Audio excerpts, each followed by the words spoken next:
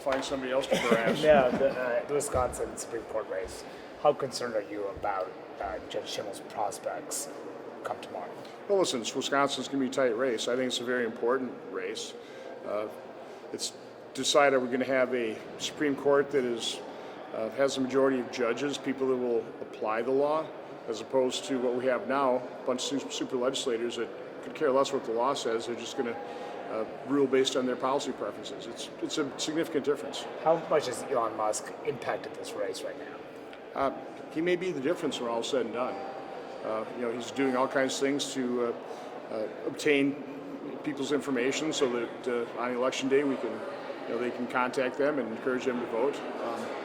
I think what he's doing is pretty masterful. He gives out these $1 million checks, apparently completely legal because no court was willing to overturn it.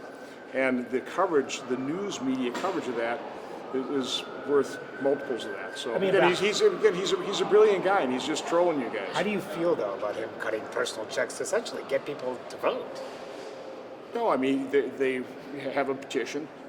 How many tens of millions of dollars have George Soros and J.B. Pritzker put into these races? Again, we're not the ones that turned a Wisconsin Supreme Court race into big old something very profitable for the political consultants. That was in 2023. Radical leftists came in and funded and pretty well purchased that Supreme Court race. We're just not willing to unilaterally disarm.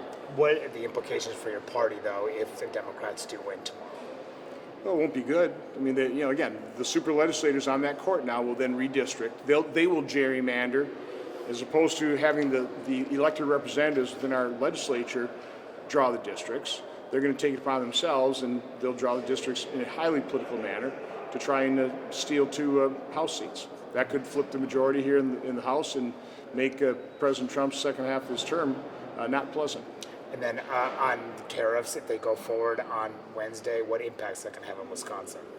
Well, there's as the president has admitted, tariffs will create pain for some businesses, and I think Wisconsin will be particularly hard hit with all the manufacturing and agricultural interests.